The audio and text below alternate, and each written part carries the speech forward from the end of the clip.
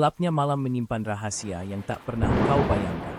Bisikan lembut di telingamu adalah peringatan.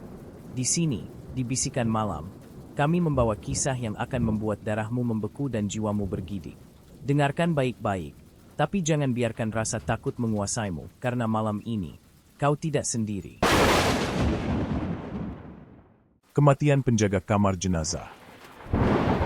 Di sebuah rumah sakit besar yang terletak di pinggiran kota, terdapat sebuah kamar jenazah yang terisolasi.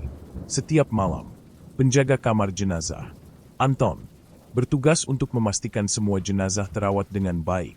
Suatu malam, ketika sedang mengelap meja pendingin, Anton mendengar suara langkah kaki dari lorong kosong.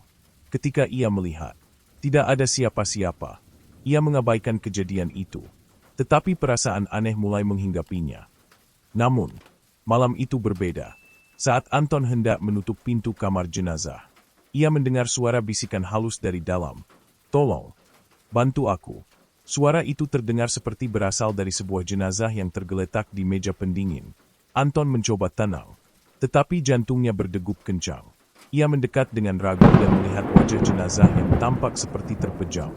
Namun ada sesuatu yang tidak beres. Ketika Anton melangkah lebih dekat, suara itu terdengar semakin jelas. "Aku belum mati." Suara tersebut terdengar sangat dekat, seolah berasal dari dalam tubuh jenazah. Anton merasa tubuhnya lemas. Dan seketika, lampu ruang jenazah padam. Hanya suara ketukan dari dalam ruang gelap itu yang terdengar. Anton harus memilih. Apakah ia akan membuka pintu jenazah atau pergi menjauh? Anton, yang hampir tidak bisa tidur karena kejadian aneh semalam, kembali bertugas ke kamar jenazah pada malam berikutnya. Ketika ia memeriksa meja jenazah, ia merasa ada yang mengawasinya. Dalam keremangan cahaya, sebuah sosok tiba-tiba melintas di depannya. Menghilang begitu saja, jantung Anton hampir pecah. Namun ia menenangkan diri, berpikir itu hanya halusinasi. Namun, malam itu, ketika Anton sedang mengelap meja jenazah, ia merasa seperti ada yang memanggil namanya. "Anton." Suara itu terdengar lebih jelas.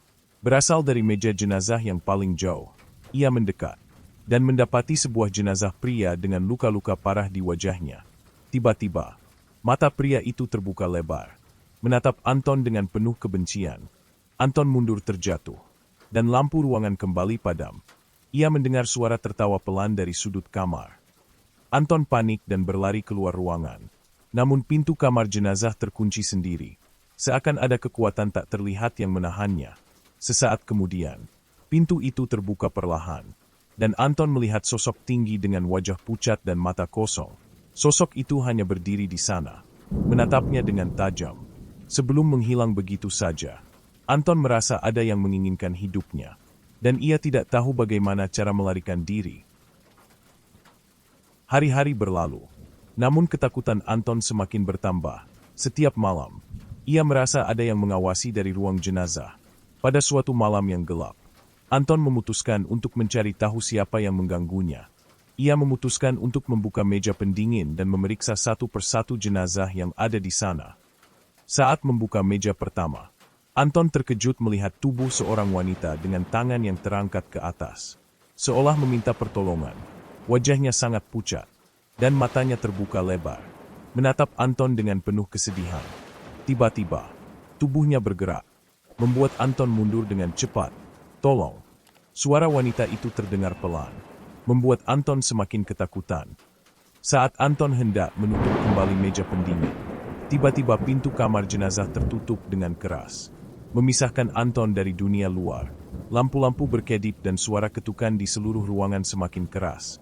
Anton merasa terjebak dalam ruang yang gelap, dengan suara-suara tak kasat mata yang semakin mendekat. Ia tidak tahu apakah ia masih hidup atau sudah mati, terperangkap di antara keduanya. Anton semakin tertekan oleh kejadian-kejadian aneh yang terjadi di kamar jenazah. Setiap malam, ia merasa ada yang mengikutinya, dan jenazah-jenazah yang ada di sana tampak semakin hidup. Pada malam tertentu, ia menemukan sebuah buku tua yang tersembunyi di sudut ruangan. Buku itu penuh dengan tulisan tangan, yang mengatakan tentang sebuah ritual terlarang yang dilakukan di rumah sakit tersebut. Buku itu mengungkapkan bahwa para penjaga kamar jenazah yang pernah bekerja di sana telah menghilang satu persatu dalam cara yang mengerikan. Beberapa di antaranya ditemukan dengan mata yang terbuka lebar dan mulut menganga. Seolah mereka mati ketakutan. Anton merasa ngeri, karena nama penjaga yang hilang tercatat di halaman buku tersebut, termasuk nama-nama yang pernah bekerja di kamar jenazah sebelum dirinya. Di halaman terakhir buku, ada sebuah catatan yang mengatakan, jika kamu mendengar suara dari dalam, itu berarti mereka tidak mati. Mereka masih menunggu untuk mengambil jiwa. Anton merasa seperti ada yang memburu jiwanya. Ia memutuskan untuk tidak datang lagi ke kamar jenazah. Namun saat hendak pergi, ia merasakan sebuah tangan dingin yang menariknya kembali ke dalam. Anton berusaha melawan rasa takutnya dan berlari keluar dari kamar jenazah. Namun langkahnya terhenti begitu ia mencapai lorong utama. Di depannya, berdiri sosok pria tinggi dengan wajah terkulai dan mata kosong yang menatapnya dengan tajam. Anton merasa seperti terhipnotis. Tubuhnya terasa berat. Seakan ada kekuatan tak terlihat yang menahan langkahnya. Sosok itu mulai bergerak maju. Mendekatkan wajahnya ke Anton. Kamu tidak akan bisa pergi, bisiknya dengan suara serak. Membuat Anton terkejut. Wajah pria itu semakin dekat. Hingga hanya beberapa inci dari wajah Anton.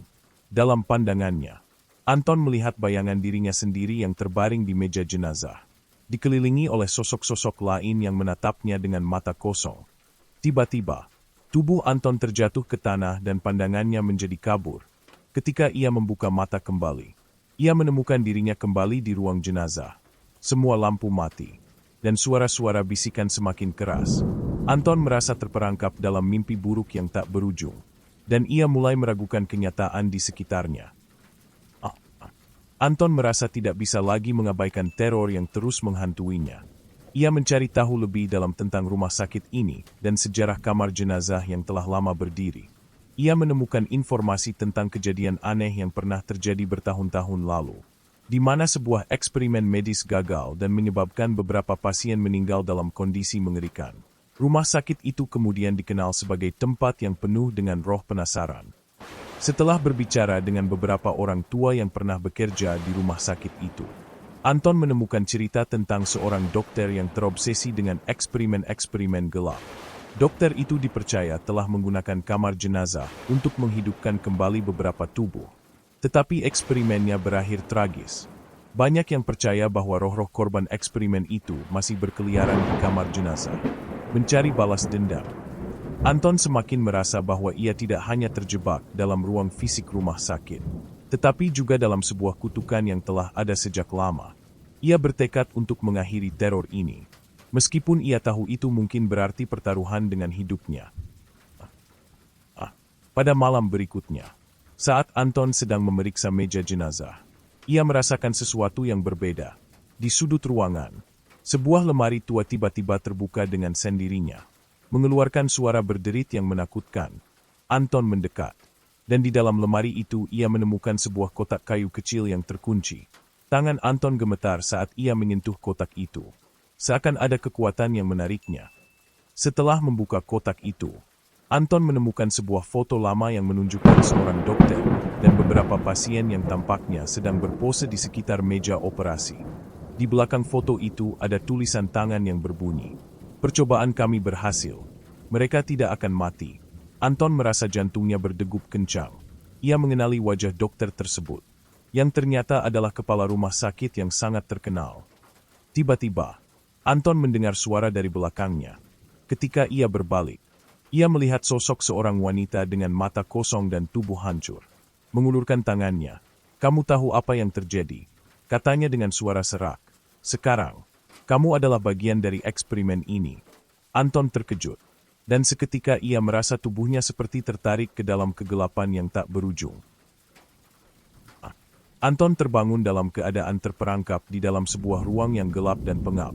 Pintu kamar jenazah yang biasa ia lewati kini tertutup rapat, dan lampu-lampu dalam ruangan itu berkedip-kedip seakan sedang berusaha memberi petunjuk. Ketika ia mencoba meraih pintu, ia merasa ada sesuatu yang menahannya dari dalam. Suara bisikan kembali terdengar. Kali ini lebih keras, lebih nyata. "Kamu tidak akan bisa keluar, Anton," suara itu berkata. Anton menoleh dan melihat bayangan seseorang yang tampak familiar. Namun tidak bisa dikenalnya. Bayangan itu bergerak mendekat, membuka mulut, dan mengungkapkan wajah yang terdistorsi dengan luka mengerikan. Anton merasa tubuhnya mulai dingin. Ia berlari mencari jalan keluar. Tetapi setiap sudut ruangan yang ia lewati tampak berulang. Tak ada jalan keluar. Hanya kegelapan yang semakin menelan dirinya. Dengan setiap langkah yang diambilnya. Langkah itu semakin berat. Seakan ia semakin terperangkap dalam ruang itu. Setelah beberapa hari mencoba mencari cara untuk melarikan diri, Anton merasa semakin lemah. Suara-suara dari meja jenazah yang terdekat semakin mengganggu pikirannya. Dan setiap kali ia mendekat, jenazah-jenazah itu tampak seperti hidup. Mereka bergerak-gerak.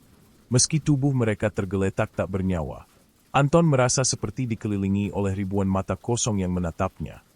Pada malam yang kelam, Anton mendengar suara berat yang datang dari arah luar. Saat ia membuka pintu kamar jenazah dengan gemetar, ia melihat sosok tinggi besar yang tidak dapat dilihat dengan jelas. Hanya bentuk bayangan hitam yang bergerak lurus menuju meja jenazah. Anton ingin berteriak, tetapi suara itu seakan terperangkap di tenggorokannya. Sosok itu berhenti tepat di depan Anton. Dan dengan suara bergemuruh berkata, "Kamu akan menjadi bagian dari kami. Kamu sudah terlambat." Anton merasa tubuhnya seperti tidak bergerak, terperangkap dalam cengkeraman tak terlihat. Namun, ketika sosok itu mendekat lebih jauh, Anton berusaha melepaskan diri. Tahu bahwa hanya ada satu kesempatan untuk bertahan hidup. Anton berlari lagi. Kali ini lebih cepat dari sebelumnya. Ia tahu bahwa untuk bertahan hidup, ia harus keluar dari rumah sakit ini. Namun, setiap langkahnya seolah semakin terhambat oleh kekuatan tak terlihat yang mencoba menariknya kembali. Ketika ia mencapai pintu keluar, pintu itu terkunci rapat. Anton merasa sudah tidak punya jalan keluar, dan rohnya semakin terperangkap. Di dalam kamar jenazah, satu persatu jenazah mulai terbangun. Wajah mereka yang dulu terhanyut dalam keheningan kini tampak penuh dengan kemarahan dan kegelapan. Mereka mulai bergerak. Tubuh mereka bergoyang, seakan hidup kembali. Anton merasakan kehadiran mereka mengelilinginya.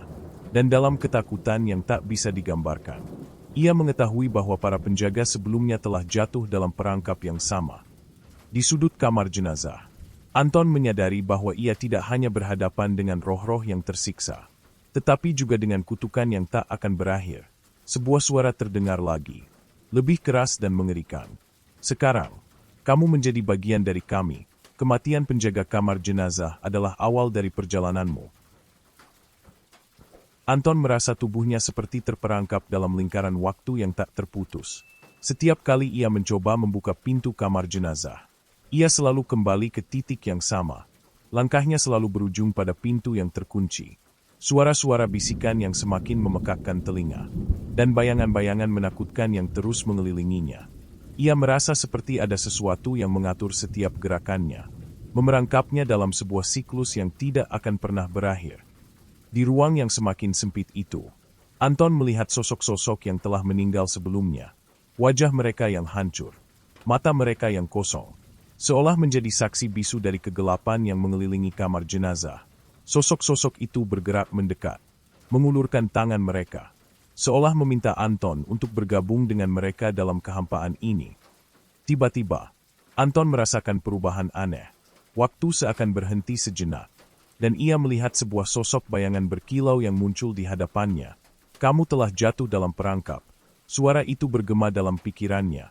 "Untuk keluar, kamu harus mengorbankan apa yang paling kamu cintai." Anton merasa terkejut dan ketakutan. Apa yang dimaksud dengan pengorbanan?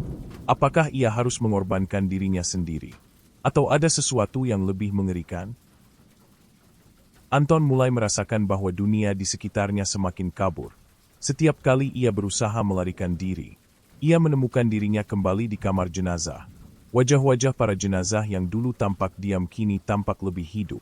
Dengan ekspresi yang penuh kebencian dan kemarahan, mereka berbisik kepadanya, mengutuknya, seakan mengetahui bahwa ia adalah bagian dari mereka yang telah jatuh ke dalam kutukan ini. Tiba-tiba, Anton merasa sebuah tangan dingin menyentuh pundaknya. Ia berbalik dan melihat sosok seorang wanita muda yang mengenakan gaun putih. Wajahnya tampak terluka parah, namun matanya memancarkan kesedihan yang mendalam. Aku tidak bisa beristirahat, katanya dengan suara lirih. Kau harus menghentikan ini sebelum semuanya terlambat. Anton mencoba mendekatinya, tetapi sosok itu mulai memudar, meninggalkan aroma aneh yang semakin pekat. Anton merasa semakin bingung. Ia tidak tahu apakah ia masih hidup atau sudah mati. Semua yang ada di sekitarnya terasa seperti mimpi buruk yang tak berujung. Namun, suara itu kembali terdengar. Kali ini lebih jelas, pengorbanan. Jika kau ingin bebas, kau harus menghadapinya. Suara itu mengulang. Anton tahu bahwa hanya ada satu jalan keluar, untuk menghadapi kenyataan tentang apa yang telah terjadi di rumah sakit ini dan menemukan cara untuk menghentikan kutukan yang menghantui. Anton berusaha mengingat kembali semua kejadian yang pernah terjadi di rumah sakit itu. Ia teringat pada malam pertama ia bekerja sebagai penjaga kamar jenazah. Saat itu, semuanya tampak biasa saja. Namun, semakin lama ia bertugas, semakin banyak kejadian aneh yang terjadi. Sosok-sosok yang tampak seperti hidup, suara-suara aneh, dan energi gelap yang memenuhi ruangan.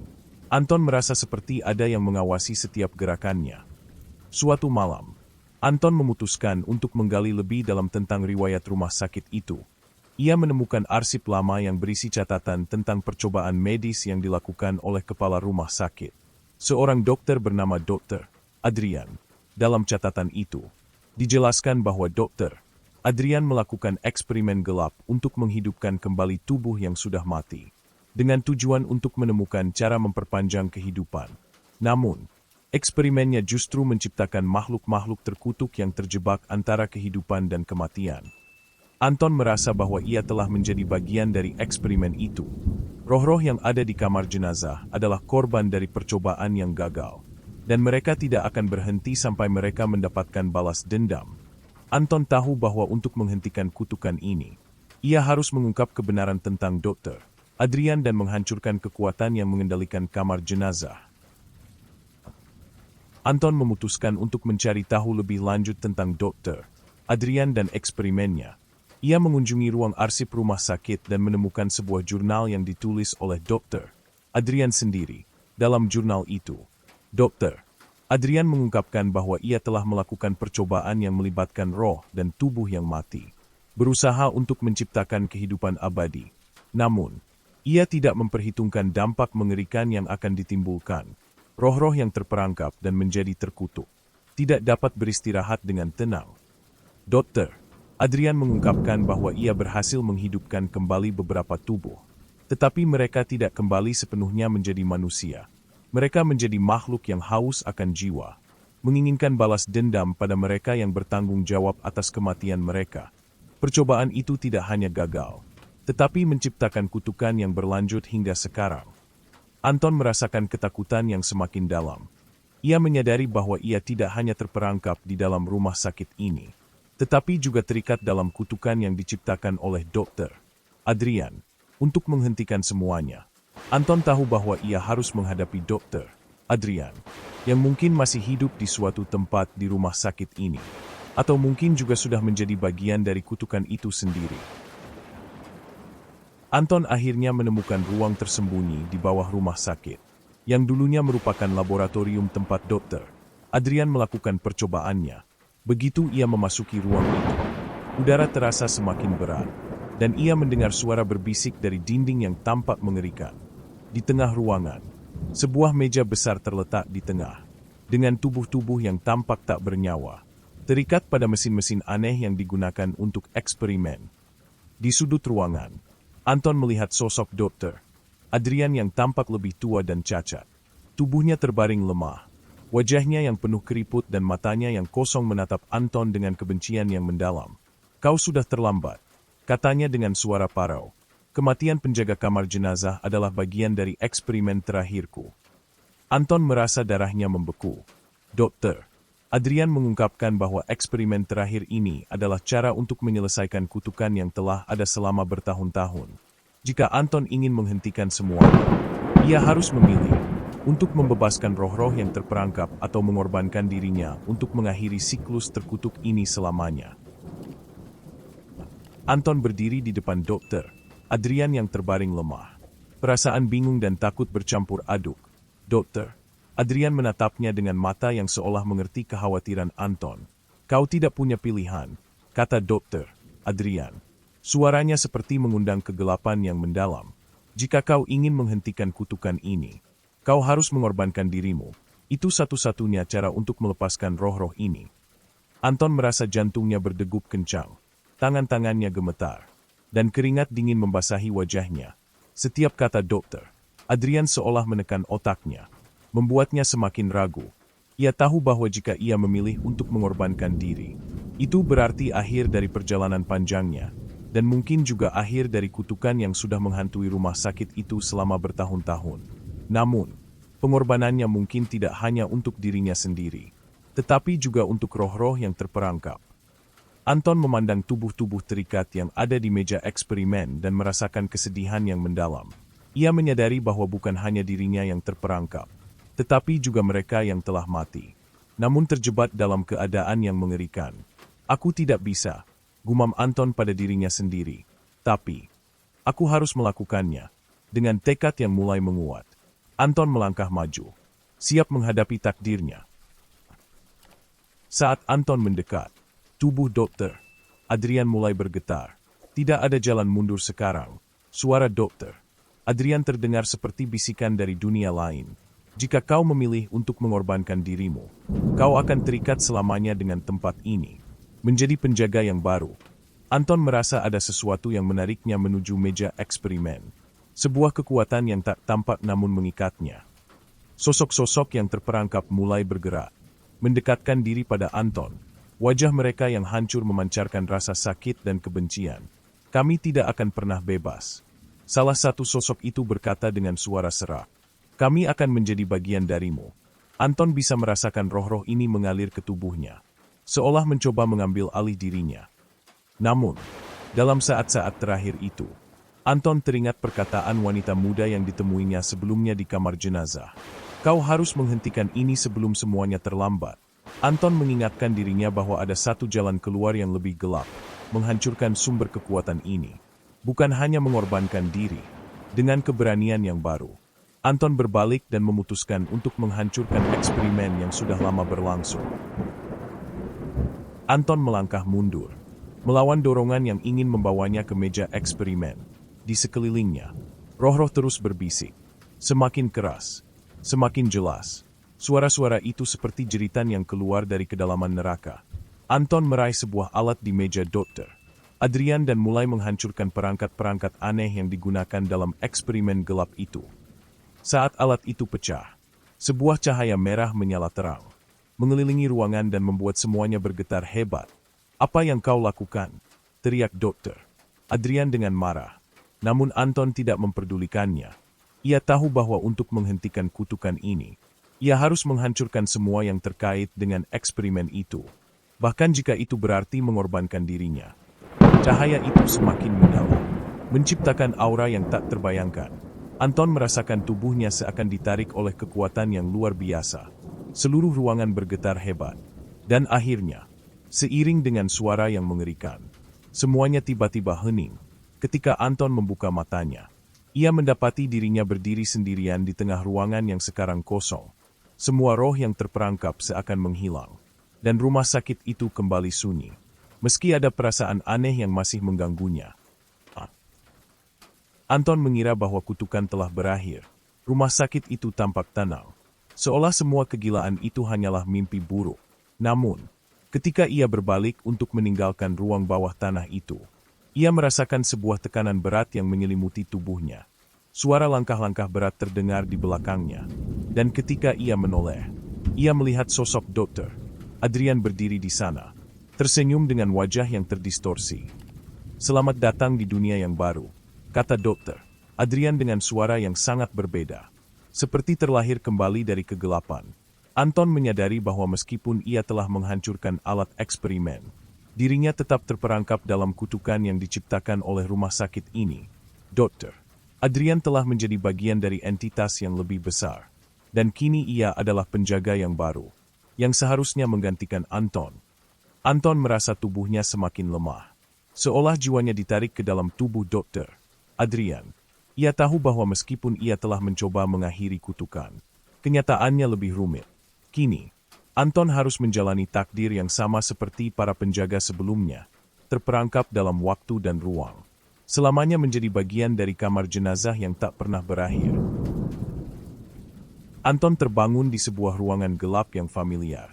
Namun kali ini, ia bukanlah seorang penjaga. Ia adalah bagian dari kutukan itu sendiri. Wajah-wajah para jenazah yang dulu terbaring diam kini tampak menatapnya. Seolah menunggu, waktu terasa terhenti. Dan Anton menyadari bahwa rumah sakit itu, bersama dengan semua roh yang terperangkap, akan terus ada. Ia kini terikat dalam kutukan itu. Saat Anton melangkah keluar dari kamar jenazah, suara-suara bisikan mulai terdengar lagi. Kamu adalah bagian dari kami. Bisik mereka dengan penuh kebencian dan kesedihan. Anton tahu, kali ini tak ada jalan keluar. Rumah sakit itu, dengan segala kutukan dan roh yang terperangkap, akan terus ada, berputar dalam lingkaran tanpa akhir. Dengan tubuh yang lelah dan jiwa yang hancur, Anton menerima takdirnya. Ia kini adalah penjaga yang baru, menjaga kamar jenazah yang tak pernah tidur, terperangkap dalam ruang dan waktu, di antara kehidupan dan kematian, dan kutukan itu akan terus berlanjut selamanya.